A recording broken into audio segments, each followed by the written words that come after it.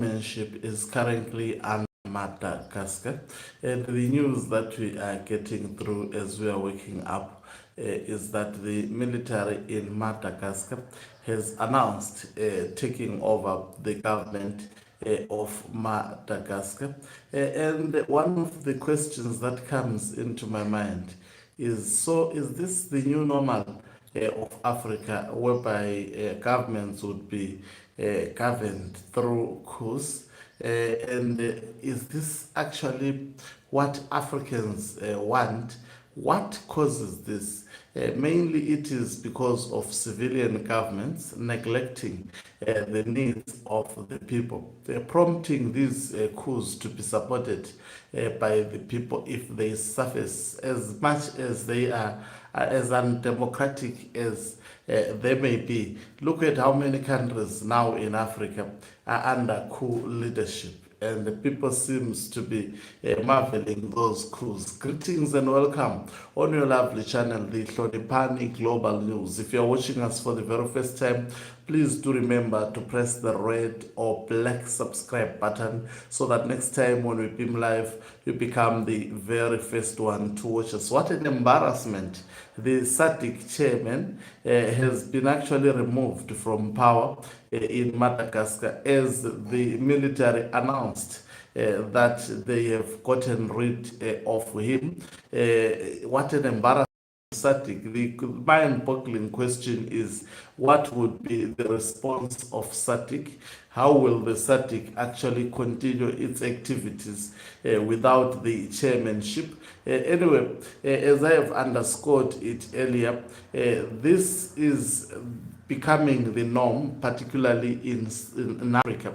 It was not hitting hard in Southern Africa, but I can tell you, Zimbabwe at the moment, we are under a coup leadership. And there is high probability it may also be gotten rid of very, very soon, especially if the protest of the 17th becomes very, very successful. Of course, other countries like Botswana, other countries like South Africa, countries like, I mean, all countries almost around Zimbabwe in Southern Africa have been, even Madagascar, elected a new president, and this new president has actually been gotten rid of. I'm interested to find out what was the problem with this new president. Is it not the previous president influencing the military general to actually dislodge the newly elected president? I remember we were celebrating a few days ago that the SADC, I mean Madagascar, has actually elected a new president, marveling at their democracy. But today, we woke up to the news that that particular government has fallen, and there is actually a new government under the military leadership that will take over. An announcement made by the military that they have taken over the government of the day in Madagascar, and it simply means the chairmanship in SADC is currently vacant. Who will actually call the meeting to deal with the situation in Madagascar?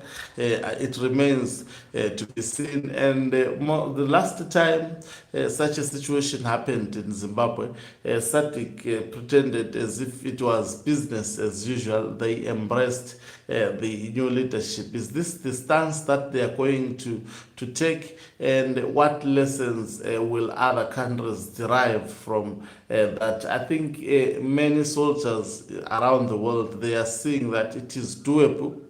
You can simply get rid of an elected government and take over. But sometimes these governments, it is because of the way they govern the countries that actually leads to that. For example, in Zimbabwe at the moment, people are behind the military.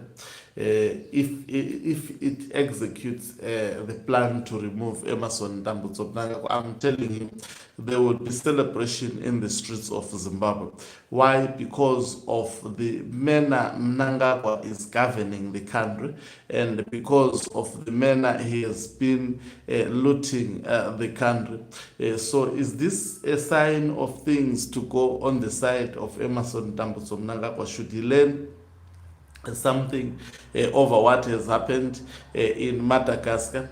He is seemingly disrespecting war veterans as well as also military personnel, reshuffling them, as if he is exchanging his clothes in search of a better word. And that on is dangerous. Very, very dangerous, taking into consideration that he has done absolutely nothing to improve their welfare. He has done absolutely nothing to actually improve the welfare as well as the well-being of the overall citizens of Zimbabwe. It will be so easy, especially with a united and a coordinating military, to just say, sit down from your conference there in Mutare, and now we have taken off. It's just an announcement. And sorry, I'm just waking up. It's just an announcement, and also they just put the tanks out there to roam across the streets, and they just tell everyone in ZPC, just get down. They make the announcement as they did last time. So it's quite it's bittersweet what has happened in Madagascar. We don't know there what is the situation, because that president is still new. I remember he was elected after Emerson Mnangagwa. And the people were celebrating I don't know whether the people of Madagascar are celebrating what has just transpired at the moment. I'm yet to research as to what exactly necessitated such a military action. So the civilian government has been gotten rid of in Madagascar. Should Mnangagwa learn something out of this? Will SADC do something in Madagascar?